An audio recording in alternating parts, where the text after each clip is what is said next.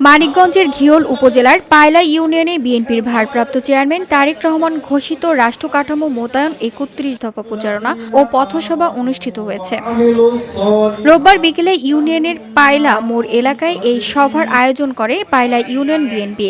সভায় প্রধান অতিথি ছিলেন বিএনপির জাতীয় নির্বাহী কমিটির সদস্য ও মানিকগঞ্জ জেলা বিএনপির সাবেক সাধারণ সম্পাদক এস.এ. জিল্লা কবির। তিনি বলেন, রাষ্ট্রীয় পরিচালনার জন্য তারেক রহমানের ঘোষিত ৩১ দফা একটি গুরুত্বপূর্ণ দলিল।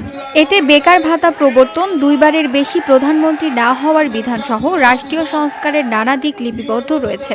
তিনি আরও আশা প্রকাশ করেন, আগামী জাতীয় সংসদ নির্বাচনে বিএনপি জনগণের ভোটে ক্ষমতায় আসবে।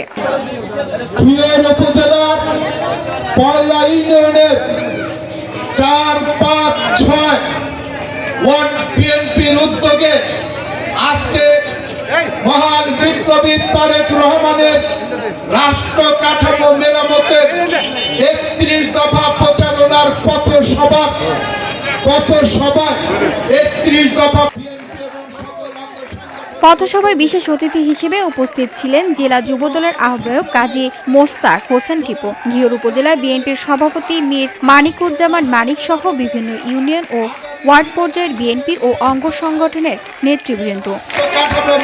বক্তব্য শেষে এস.এ. জিল্লা কবির উপস্থিত জনসাধারণের হাতে ৩১ দফার লিফলেট বিতরণ করেন এবং আসন্ন নির্বাচনে ধানের শীষ প্রতীকে সমর্থন কামনা করেন। VOD Bangla news desk.